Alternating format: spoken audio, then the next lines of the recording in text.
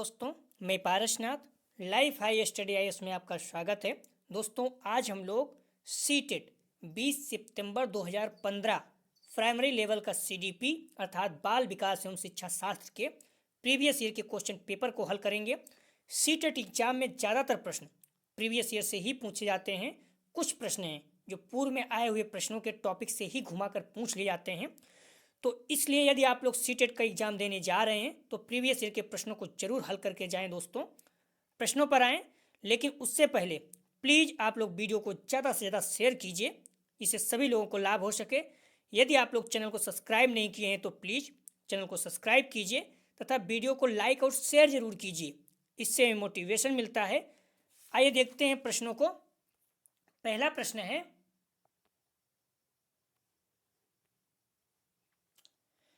प्रश्न है, शैशव काल की अवधि है। ध्यान रखना, नॉर्मली जो होता है शैशवावस्था, बाल्यावस्था और किशोरावस्था, इस तरह से 3 अवस्थाएं हैं, आपको जानकारी होनी चाहिए। नॉर्मली शैशवावस्था 0 से 6 वर्ष, बाल्यावस्था 6 से 12 वर्ष और किशोरावस्था 12 से 18 वर्ष माना जाता है। तो यहाँ पर शैशवावस्था जो है काल होता है, पूर्व काल होता है। तो जो पूर्व काल है उसकी बात यहाँ कर रहा था। शैशवावस्था की अवधि है ए जन्म से 1 वर्ष, बी जन्म से 2 वर्ष, सी जन्म से 3 वर्ष, डी 2 से 3 वर्ष तक। तो शैशवावस्था की अवधि होती है, इसका सही जवाब हो जाएगा बी, जन्म से 2 वर्ष तक। अगला प्रश्न है, पियाजे के अनुसार 2 से 7 वर्ष के बीच का एक बच्चा संज्ञानात्मक विकास की अवस्था में है। ए पूर्व संक्रियात्मक, बी औपचारिक संक्रियात्मक, सी मूर्त संक्रियात्मक, डी संवेदी गतिक।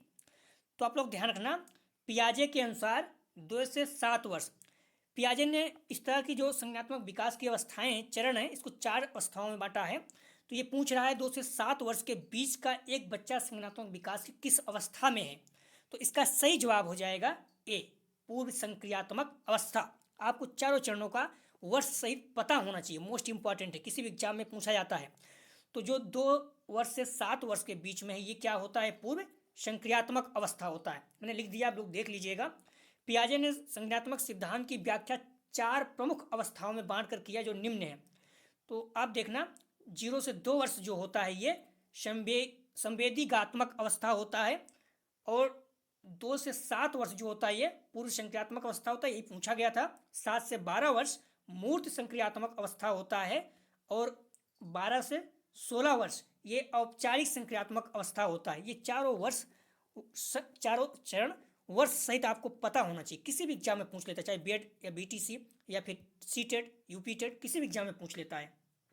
अगला प्रश्न है, विकास से की ओर बढ़ता है। ए सामान्य से विशिष्ट, बी जटिल से कठिन, सी विशिष्ट से सामान्य, डी साधारण से आसान। तो अगर आप लोग थोड़ा सा भी माइंड पे ध्यान जोड़ देंगे, विकास से की ओर बढ़ता है तो सामान्य से विशिष्ट हो सकता है। अगला देखते हैं, जटिल से कठिन, ये दोनों एक ही शब्द बोल रहा है, कठिन भी और जटिल लगभग एक जैसे समान है, तो ये गलत हो जाएगा। विशिष्ट से सामान्य, कभी भी विकास विशिष्ट से सामान्य की ओर नहीं होता। आप खुद सोचो, कोई भी चीज़ अगर डेवलपमेंट होता है नॉर्मली कठिन की ओर बढ़ता जाता है, तो ये भी गलत हो जाएगा। सामान्य साधारण से आसान, दोनों एक ही बात है, साधारण आसान लगभग एक जैसे, ये भी गलत हो जाएगा। तो विकास से की ओर बढ़ता है तो सामान्य से विशिष्ट, विकास सामान्य से विशिष्ट की ओर बढ़ता है। तो ए इसका सही जवाब है 3 का। अगला प्रश्न है, जब वयस्क सहयोग से सामंजस्य कर लेते हैं तो वे बच्चे के वर्तमान स्तर के प्रदर्शन को संभावित क्षमता के स्तर प्रदर्शन की तरफ प्रगति क्रम में को सुगम बनाते हैं। इसे कहा जाता है, जब वयस्क सहयोग से सामंजस्य कर लेते हैं तो वे बच्चे के वर्तमान स्तर के प्रदर्शन को संभावित क्षमता के स्तर के प्रदर्शन की तरफ प्रगति क्रम को सुगम बनाते हैं। इसे कहा जाता है, ए समीपस्थ विकास, बी सहयोग देना, सी सहभागी अधिगम, डी सहयोगात्मक अधिगम। तो इसका सही जवाब हो जाएगा 4 का बी, सहयोग देना। अगला प्रश्न है, नवीन जानकारी को शामिल करने के लिए वर्तमान स्कीम अवधारणा में बदलाव की प्रक्रिया कहलाती है? ए अनुकूलन, बी आत्मसातकरण, सी समायोजन, डी अहंकेंद्रिता। तो नवीन जानकारी को शामिल करने के लिए वर्तमान स्कीम या अवधारणा में बदलाव की प्रक्रिया क्या कहलाती है? तो इसका सही जवाब हो जाएगा सी, समायोजन। प्रश्न ध्यान रखना, ये प्रश्न रिपीट कर रहा है, मैं इसलिए बार बार कह रहा हूँ प्रश्न रिपीट करता है, तो आप लोगों इस तरह ध्यान रखना, प्रश्न प्रीवियस ईयर के देख के ही जाओ अगर एग्जाम देने जा रहे हैं। मैक्सिमम प्रश्न रिपीट करता है। अगला प्रश्न है, मध्य बाल्यावस्था में भाषा के बजाय अधिक है? ए अहंकेंद्रित समाजीकृत, बी समाजीकृत अहंकेंद्रित, सी जीववाद समाजीकृत, सी परिपक्व अपरिपक्व। तो मध्य बाल्यावस्था में भाषा के बजाय अधिक है, तो इसका सही जवाब हो जाएगा बी, समाजीकृत अहंकेंद्रित। मध्य बाल्यावस्था में भाषा समाजीकृत के बजाय अहंकेंद्रित अधिक है। बाल अवस्था मैंने बताया था आप लोगों को 6 से 12 वर्ष होता है, तो इसमें मध्य और पूर्व होता है, तो इस तरह से आप लोग ध्यान रखना, मध्य और पूर्व का भी समय आपको पता होना चाहिए। तो मैंने पहले ही कहा शिशुअवस्था 0 से 6 वर्ष और बाल अवस्था 6 से 12 वर्ष, किशोरावस्था 12 से 18 वर्ष, तीनों को पता होना चाहिए। और ये पूर्व बाल अवस्था होता है उसे भी, और मध्य बाल अवस्था होता है, दोनों का समय हाफ हाफ बढ़ जाता है टाइम। अगला प्रश्न है,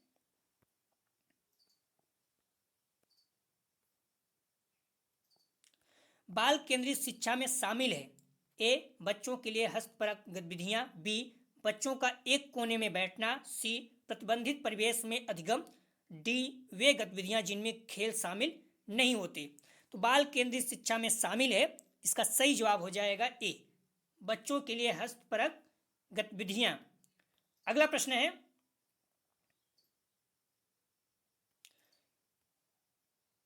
कक्षा अध्यापक ने राघव को अपनी कक्षा में अपने कीबोर्ड पर स्वयं द्वारा तैयार किया गया मधुर संगीत बजाते हुए देखा।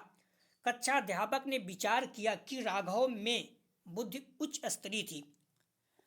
ए स्थानिक, बी शारीरिक गतिबोधक, सी संगीतमय, डी भाषाई। आप लोग प्रश्न ध्यान रखिए, बहुत आसान प्रश्न है, आप आसानी से इस प्रश्न को हल कर सकते हैं। कक्षा अध्यापक ने राघव को अपनी कक्षा में कीबोर्ड पर स्वयं द्वारा, मतलब खुद ही वो तैयार किया गया मधुर गीत बजाते हुए देखा। कक्षा अध्यापक ने विचार किया कि राघव में बुद्धि का उच्च स्तरीय है। तो आप ध्यान रखना, इसने यहाँ पर स्थानीय जैसे कोई बात ही नहीं कहा है, और शारीरिक गतिबोधक, ऐसा शारीरिक गतिबोधक में क्या हो जाएगा, जब संगीत बजा रहा है तो संगीत से जुड़ा हुआ चीज़ होना चाहिए, और भाषाई ऐसा भी कुछ नहीं है, तो ये भी नहीं होगा, तो गलत हो जाएगा। तो ध्यान रखना, वो संगीत बजा रहा है तो संगीतमय, राघव में संगीतमय बुद्धि उच्च स्तरीय थी। तो कुल मिलाकर जो उसका सही जवाब हो जाएगा 8 का सी, राघव में संगीतमय बुद्धि उच्च स्तरीय थी।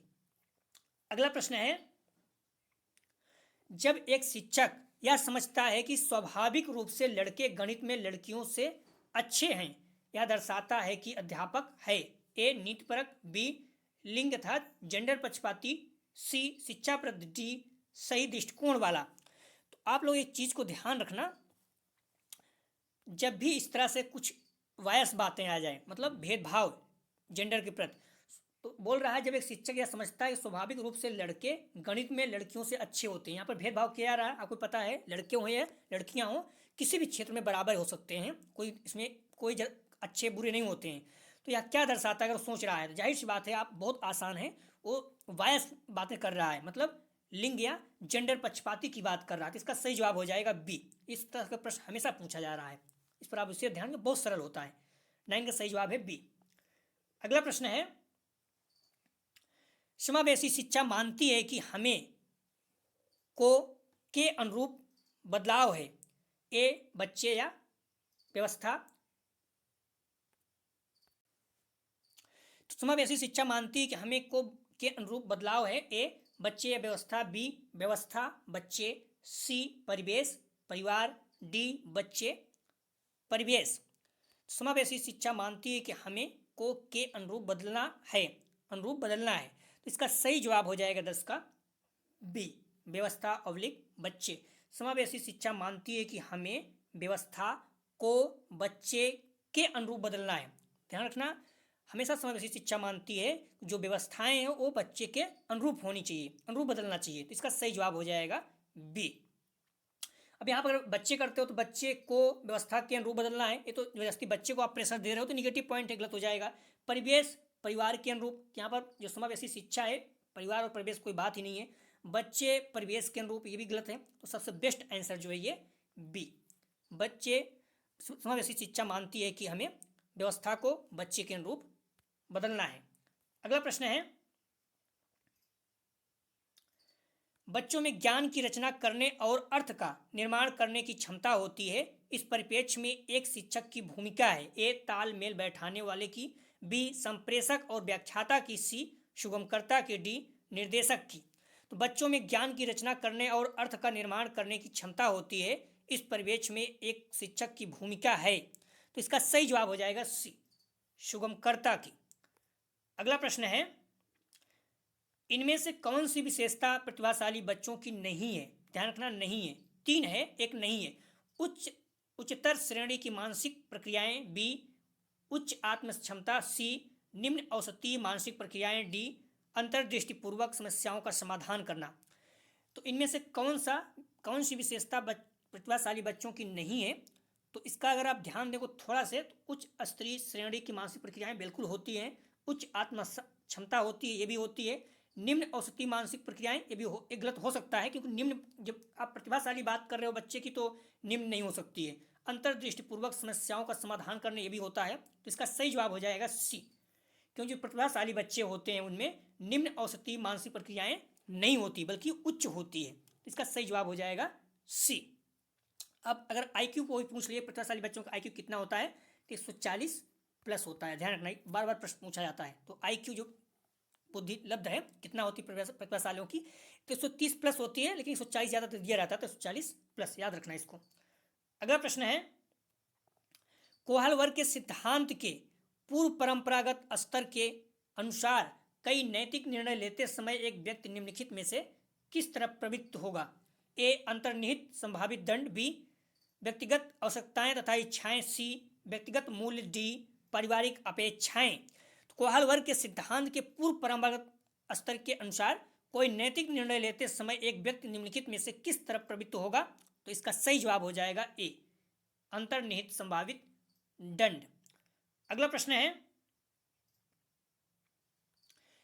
शिक्षार्थी अर्थात अधिगमकर्ता की वैयक्तिक विभिन्नताओं के संदर्भ में शिक्षिका को चाहिए ए विविध प्रकार के अधिगम परिस्थितियों को उपलब्ध कराना, बी निगमनात्मक पद्धति के आधार पर समस्याओं का समाधान करना, सी कलन विधि एल्गोरिथम का अधिकतर प्रयोग करना, डी बात करने के लिए शिक्षार्थियों को तथ्य उपलब्ध कराना।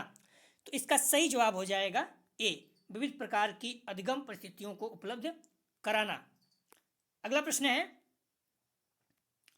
निम्नलिखित में से कौन सा बाल विकास का एक सिद्धांत नहीं है?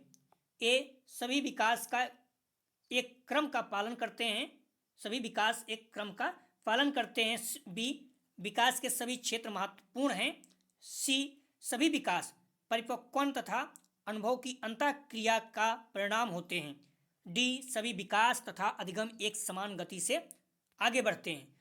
तो आप लोग ध्यान रखना, इसमें क्या पूछा है, कौन सा बालक विकास का एक सिद्धांत नहीं है? तीन है, एक नहीं है। तो सभी विकास एक क्रम का पालन करते हैं, गलत है, क्योंकि विकास अलग अलग क्रम होते हैं। विकास के सभी क्षेत्र महत्वपूर्ण हैं, ऐसा कुछ नहीं है।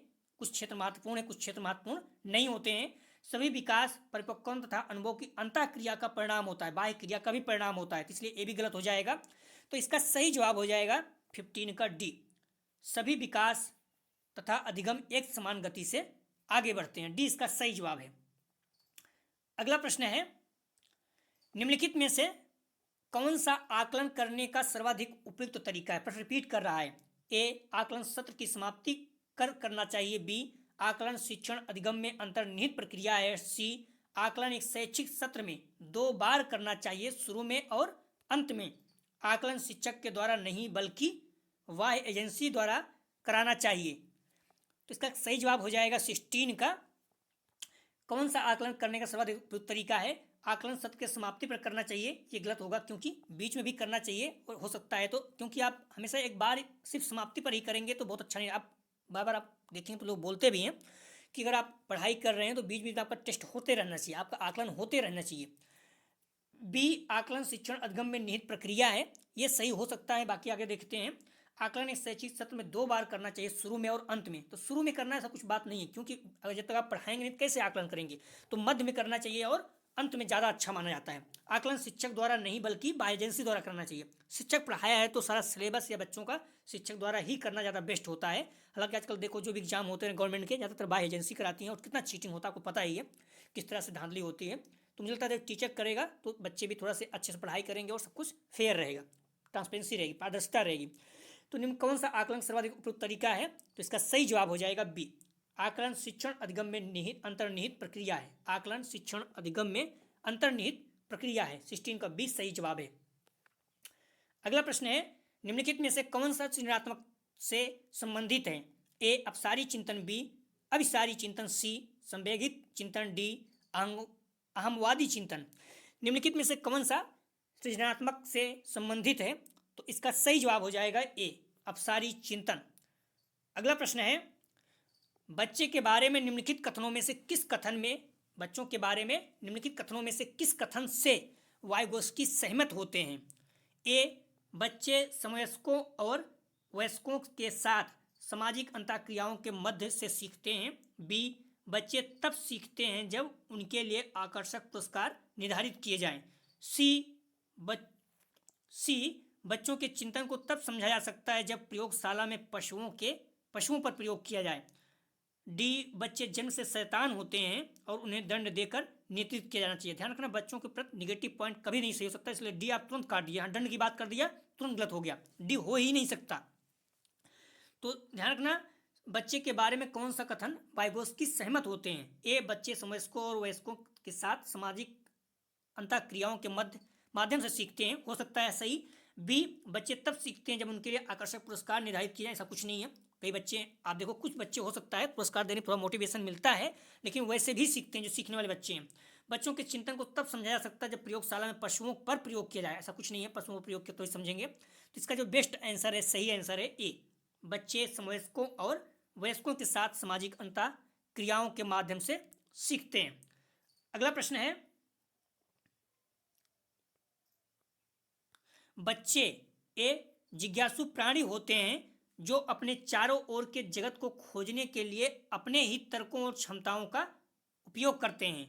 बी, चिंतन में वयस्कों की भांति ही होते हैं और ज्यों ज्यों वे बड़े होते हैं उनके चिंतन में गुणवत्ता वृद्धि होती है। सी, खाली बर्तन के समान होते हैं जिसमें बड़ों के द्वारा दिया गया ज्ञान भरा जाता है। डी, निष्क्रिय जीव होते हैं जो प्रदत्त सूचना को ज्यों की त्यों प्रतिलिपि के रूप में प्रस्तुत कर देते हैं। तो बच्चे क्या हैं? इसका सही जवाब होगा 19 का ए, जिज्ञासु प्राणी होते हैं जो अपने चारों ओर के जगत को खोजने के लिए अपने ही तर्कों और क्षमताओं का उपयोग करते हैं। तो ए इसका सही जवाब है। अगला प्रश्न है, बच्चों की त्रुटियों के बारे में निम्नलिखित में से कौन सा कथन सत्य है? ए, असावधानी के कारण बच्चे त्रुटियां करते हैं। बी, बच्चों की त्रुटियां उनके सीखने की प्रक्रिया का अंग है। सी, बच्चे तब त्रुटियां करते हैं जब शिक्षक सौम्य और उन्हें करने पर दंड न देता हो। डी, बच्चों की त्रुटियां शिक्षक के लिए महत्वहीन हैं और उसे चाहिए कि उन्हें काट दे और उन पर अधिक ध्यान न दे। तो बच्चों की त्रुटियों के बारे में निम्नलिखित कौन सा कथन सत्य है अर्थात सही है? तो इसका सही जवाब हो जाएगा बी, बच्चों की त्रुटियां उनके सीखने की प्रक्रिया का अंग है। निश्चित रूप से अगर आप कोई चीज़ सीख रहे हैं तो गलती आप करेंगे, त्रुटियां आपकी होगी। असावधानी के कारण बच्चे त्रुटियां करते हैं, ऐसा कुछ नहीं है। बच्चे नॉर्मली अगर सावधानी करते हैं तब भी गलती हो जाती है। बच्चे तब त्रुटियां करते हैं जब शिक्षक सौम्य और उन्हें करने पर दंड न देता हो, ऐसा कुछ नहीं है। अगर आप दंड दोगे तब भी बच्चों से गलतियां हो ही जाती हैं, तो ये भी गलत हो जाएगा। बच्चों की त्रुटियां शिक्षक के लिए महत्वहीन है, गलत बात है। बच्चों की त्रुटियां अगर कर रहे हैं तो शिक्षक के लिए महत्वपूर्ण होती है, हीन नहीं होती हैं। उन्हें चाहिए कि उन्हें काट दें, ऐसा नहीं है, निगेटिव पॉइंट नहीं होना चाहिए। सही जवाब हो जाएगा इसका बी, बच्चों की त्रुटियां उनके सीखने की प्रक्रिया का अंग है। अगला प्रश्न है, अध्यापक को यह सुनिश्चित करना चाहिए कि उसकी कक्षा के सभी शिक्षार्थी अपने आप को स्वीकृत और सम्मानित समझें। इसके लिए शिक्षक को चाहिए कि वह कड़े नियम बनाए और जो बच्चे उनका पालन न करें उन्हें दंड दे। गलत हो जाएगा क्योंकि कड़े नियम और दंड मैंने पहले ही कहा गलत होता है, नेगेटिव पॉइंट कभी नहीं सही हो सकता, इसलिए पहला ऐसे अपने आप गलत हो जाए तो आसानी से आप विकल्प को अलग कर सकते हैं। बी, वंचित पृष्ठभूमि से आने वाले बच्चों का तिरस्कार करें ताकि वे अनुभव करें कि उन्हें अधिक कठोर परिश्रम करना चाहिए। वंचित पृष्ठभूमि से आने वाले बच्चों का तिरस्कार करें, नेगेटिव पॉइंट है, आप तिरस्कार करना ही गलत है, अपने आप में भेदभाव है, तो ये भी गलत हो जाएगा और ये भी गलत हो गया। उन शिक्षार्थियों का पता लगाएं जो अच्छी अंग्रेजी बोल सकते हैं और संपन्न घरों से, संपन्न घर बिल्कुल नेगेटिव पॉइंट है, तथा उन्हें आदर्श रूप में प्रस्तुत करें। जब भी आप भेदभाव करेंगे तुरंत गलत हो जाएगा। अब आसानी से आप बता सकते हैं, सही जवाब इसका हो जाएगा डी।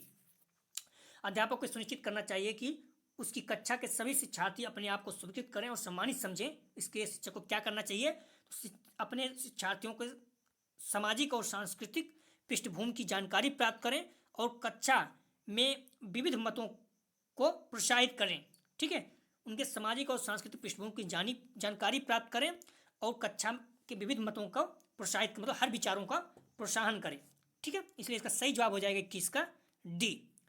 अगला प्रश्न है, सुरेश समान रूप से एक शांत कमरे में अकेले पढ़ना चाहता है जबकि मदन एक समूह में अपने मित्रों के साथ पढ़ना चाहता है। या उनके में भिन्नता का कारण है? ए मूल्यों, बी अधिक्षमता, सी अधिगम शैली, डी प्रवर्तकता स्तर। तो इसका सही जवाब हो जाएगा 22 का सी अधिगम शैली। सुरेश समान रूप से शांत कमरे में, ध्यान रखना शांत कमरे में अकेले पढ़ना चाहता है जबकि मदन समूह में अपने मित्रों के साथ पढ़ना चाहता है। क्या उनमें जो है भिन्नता का क्या कारण है? तो अधिगम शैली, अधिगम मतलब होता है सीखना, लर्निंग। तो कोई क्या करता है, शांत में ज़्यादा अच्छे से सीख पाता है, पढ़ पाता है, कोई क्या है समूह में ज़्यादा अच्छा सीखता है। तो ये जो है अधिगम शैली की बात है यहाँ पर। ठीक है, तो सी इसका सही जवाब है, मतलब सीखने की शैली। अगला प्रश्न है, भारत में भाषिक विभिन्नता बहुत है। इस संदर्भ में विशेषकर कक्षा 1 और 2 के प्राथमिक स्तर पर बहुभाषिक कक्षाओं के बारे में सर्वथा उपयुक्त कथन है।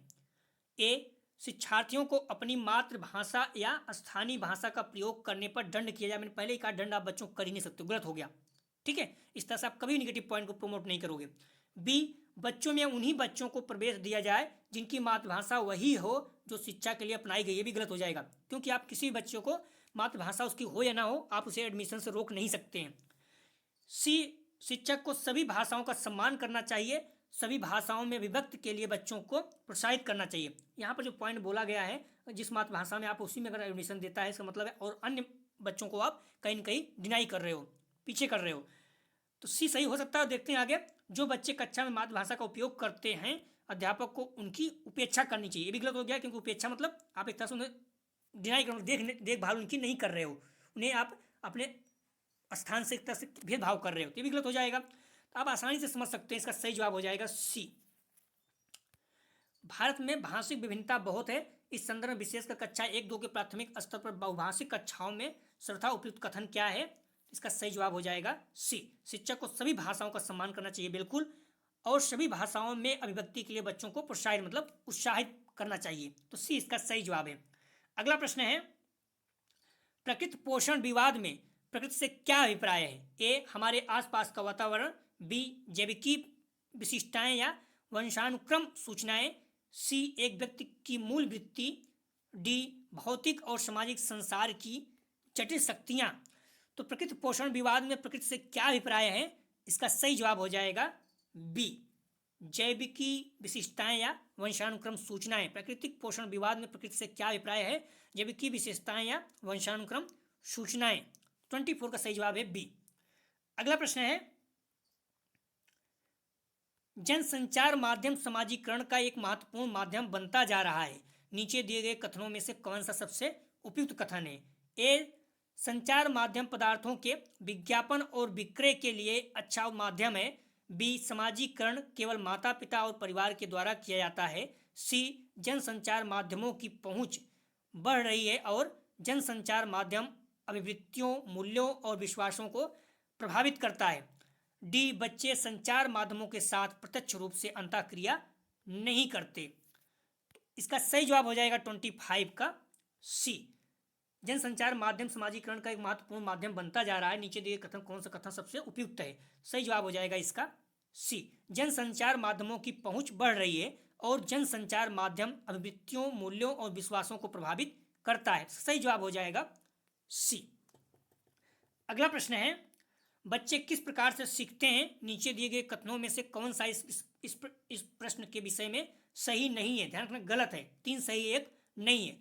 बच्चे केवल कक्षा में सीखते हैं। बच्चे तब सीखते हैं जब वो संज्ञानात्मक रूप से तैयार होते हैं। बच्चे अनेक प्रकार से सीखते हैं। बच्चे सीखते हैं क्योंकि स्वाभाविक रूप से प्रेरित होते हैं। तो बच्चे किस प्रकार से सीखते हैं? कौन सा कथन सही नहीं है? बच्चे केवल कक्षा में सीखते हैं, ये गलत है, क्योंकि बच्चे हर जगह सीखते हैं। घर पे भी सीखते हैं, समाज में भी सीखते हैं, कक्षा में भी सीखते हैं। तो पूछा है कौन सा सही नहीं है, तो ये जो है ये गलत है। बच्चे हर जगह सीखते हैं, तो इसलिए इसका सही जवाब हो जाएगा ए। बच्चे सीखते हैं, संज्ञानात्मक रूप से तैयार होते हैं, बिल्कुल कोग्निटिव। और बच्चे अनेक प्रकार से सीखते हैं, बिल्कुल सही। घर, परिवार, समाज, हर जगह सीखते हैं। बच्चे सीखते हैं क्योंकि स्वाभाविक रूप से प्रेरित होते हैं, मतलब सिर्फ मोटिवेटिव होते हैं, ये भी सही है। तो इसका सही जवाब हो जाएगा ए। बच्चे केवल कक्षा में सीखते हैं, ये गलत है। 26 का सही जवाब है ए। अगला प्रश्न है, प्राथमिक विद्यालय के शिक्षक को अपने शिक्षार्थियों को अभिप्रेरित करने के लिए निम्नलिखित में से किस रणनीति को अपनाना चाहिए? ए, प्रत्येक शिक्षार्थी में अंक लगाने के लिए स्पर्धा को प्रोत्साहित करना। बी, प्रत्येक गतिविधि के प्रेरक के रूप में प्रोत्साहन, पुरस्कार, दंड का उपयोग करना। ध्यान रखना, मैंने पहले कहा जहां दंड आ जाए तुरंत काट देना, बिना सोचे समझे, क्योंकि बच्चों को आप दंडित नहीं कर सकते, नियम बना हुआ है। अगर कोई अध्यापक बच्चों को दंडित करता है तो उस पर केस हो सकता है। सी, बच्चों को उनकी रुचियों के अनुसार लक्ष्य निर्धारित करने और उन्हें पाने के लिए उद्यम में सहायता करना। सबसे बेस्ट ऑप्शन दिख रहा है अभी तक। निर्धारित करना उनके रुचि के अनुसार, सही है। तो बच्चे जिसमें रुचि, इंटरेस्ट हो, उसी को उन्हें लक्ष्य देना चाहिए। और डी, पूरी कक्षा के लिए मानक लक्ष्य निर्धारित करना और उनकी उपलब्धि के आकलन के लिए कठोर मानदंड निर्धारित। मैंने पहले ही बताया, जहां दंड आ जाए तुरंत हटा दो। कठोर बात किया तुरंत गलत हो गया। डी और बी अपने आप में गलत है, क्योंकि दोनों में दंड की बात किया गया है। ये प्रत्येक शिक्षार्थी में अंक लगाने के लिए प्रतिस्पर्धा प्रोत्साहित करना चाहिए, ये भी ठीक है। लेकिन बहुत ज़्यादा स्पर्धा अगर आप कर देते हो, प्रत्येक विद्यार्थी में अंक लगाने के लिए, मतलब अंक लाने के लिए स्पर्धा को प्रोत्साहित करना, ये गलत हो सकता है। लेकिन जो सबसे बेस्ट, मतलब सही हो सकता है, लेकिन इससे बेस्ट ऑप्शन जो है सी है। बच्चे को उनके रुचियों के अनुसार लक्ष्य निर्धारित करने और उन्हें पाने के लिए उद्यम में सहायता करना। सबसे बेस्ट ऑप्शन 27 का सी है। सी इसका सही आंसर है। अगला प्रश्न है, निम्नलिखित में से कौन सा समाजीकरण का एक प्रमुख कारक है? परिवार, कंप्यूटर, अनुवांशिकता, राजनीतिक दल। ये प्रश्न रिपीट कर रहा है, प्रश्न आ चुका है, हम लोगों ने देखा था, वहां पर दिया गया था। तो सेम प्रश्न था, बस ऑप्शन विकल्प जो है बदला हुआ है। तो कौन सा समाजीकरण का सबसे बेस्ट प्रमुख कारण है? कंप्यूटर हो नहीं सकता, इसलिए आप समाजीकरण बढ़ेगा नहीं। अनुवांशिकता नहीं हो सकता है। राजनीतिक दल, समाजीकरण का कोई ऐसा महत्व है नहीं। 28 का सबसे बेस्ट जो ऑप्शन है ए। परिवार में समाजीकरण से ज़्यादा, क्योंकि भाई बहन, माता पिता होते हैं और भी लोग मिलते जुलते रहते हैं। परिवार सबसे बेस्ट होता है समाजीकरण। सीखते हैं बच्चे कौन माता पिता हैं, क्या माता पिता के साथ कैसे व्यवहार करना चाहिए, लोगों के साथ कैसे व्यवहार करते हैं, समाज के साथ कैसे व्यवहार करना चाहिए, बड़ों के साथ कैसे व्यवहार करना चाहिए। तो इससे ये सारा समाजीकरण जो है परिवार में बच्चे सीखते हैं। और भी चीज़ें हैं, लेकिन यहाँ पर ऑप्शन जो सबसे बेस्ट है ए है। एक बताना है तो परिवार, ए इसका सही जवाब है। बच्चों को समूह कार्य देना एक प्रभावी शिक्षण रणनीति है, क्योंकि इससे शिक्षक का नाम कम हो जाता है। गलत है, बिल्कुल। शिक्षक का नाम कैसे कम हो जाएगा? छोटे समूह में कुछ बच्चों को दूसरे बच्चों पर हावी होने की अनुमति देता है, भी गलत है। हावी होने की ऐसी कोई अनुमति नहीं है, ठीक है। और बच्चे सीखने की प्रक्रिया में बच्चे एक दूसरे से सीखते हैं और परस्पर सहायता भी लेते हैं। सही हो सकता है, बच्चे अपना काम जल्दी करने में सामर्थ्य हो जाते हैं, ये भी सही हो सकता है। लेकिन ऐसा कुछ है नहीं। अगर इसको देखोगे, बच्चों को समूह कार्य देना एक प्रभावी शिक्षण नीति, क्योंकि तो इसमें सबसे बेस्ट जो ऑप्शन अभी तक दिख रहा है, सीखने की प्रक्रिया में बच्चे दूसरे से सीखते हैं। जब आप समूह में कार्य दोगे तो उससे क्या होगा? बच्चे दूसरे से भी सीखते हैं और परस्पर सहायता भी करते हैं। जैसे मान लीजिए अगर आप टेबल सुन रहे हो, पहला इसको बोलते हैं, या गिनती, जो भी चीज़ें हैं, समूह में कार्य दे रहे हो तो बच्चे क्या करेंगे? जो नहीं सीखे हैं दूसरे को सिखाएंगे और सहायता भी एक दूसरे को करेंगे। तो सी इसका सही जवाब है, समूह में कार्य देने का।